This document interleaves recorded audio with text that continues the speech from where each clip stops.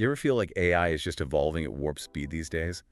Like, one minute we're trying to wrap our heads around self-driving cars and the next, bam. AI's making us a podcast from our grocery lists. Pretty much. Well, not exactly grocery list, but close enough. Okay, I get it. You're talking about Google's NotebookLM. Bingo. Remember that AI note-taking tool we talked about a while back? Well, it just got a serious upgrade. A significant upgrade indeed. Are you referring to the audio overview feature? That's the one. So for anyone who hasn't heard, imagine this. You're drowning in research papers, right? Too much to read, not enough time. A familiar predicament for many, I'd say. Totally. But instead of pulling an all-nighter with a highlighter, you upload those documents to NotebookLM, hit a button, and boom. It generates an audio file of AI hosts discussing the material. You got it. Like having a couple of AI study buddies hashing out the key points for you. Intriguing. It's like they've created a mini podcast tailored to your research. Exactly. And these aren't just robotic voices either. Google says they've programmed them to banter, emphasize words. Use humor, even. Oh, yeah. I read somewhere that one user said the AI described Platinum as bling bling metal. So it's not just regurgitating information, it's adding a little personality. It's an interesting approach to make learning more engaging, that's for sure. Absolutely. So for all you learners out there who, like me, value efficiency and actually, enjoying the process of absorbing new info. We should delve a bit deeper into the potential benefits and, of course, the limitations. Exactly. Because, let's be real, every shiny new AI tool comes with its own set of quirks.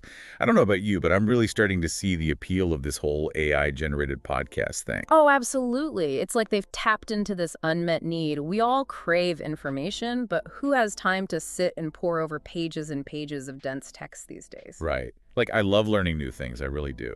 But sometimes you just want someone to cut to the chase, give you the good stuff without all the fluff. And that's precisely what this technology aims to do. It's about distilling information down to its most essential elements. Imagine, you're on the go, maybe commuting or heating the gym. Or, let's be real, maybe you're just sprawled out on the couch, desperately trying to avoid doing actual work. However you choose to spend your time, the point is, you can now absorb information passively.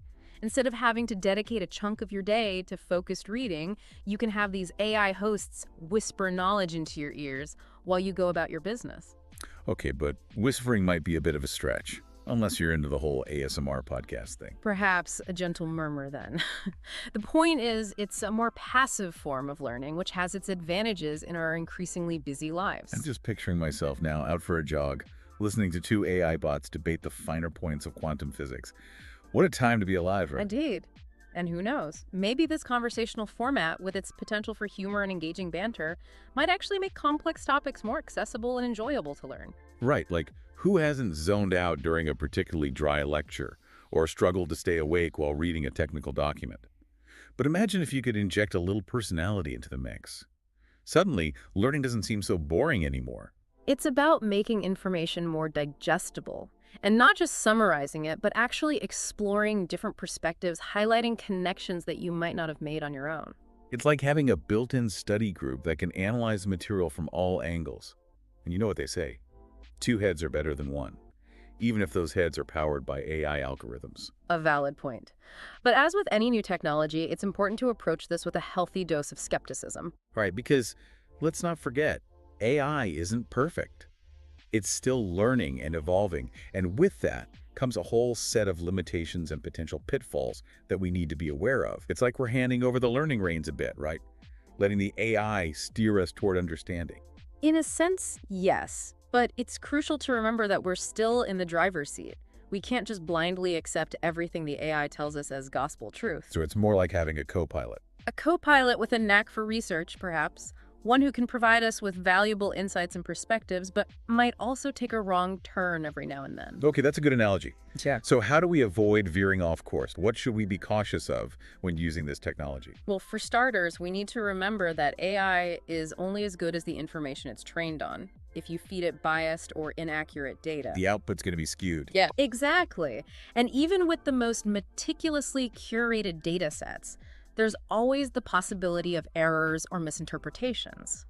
AI is still in its infancy, and like any youngster, it's prone to making mistakes. So it's like anything else.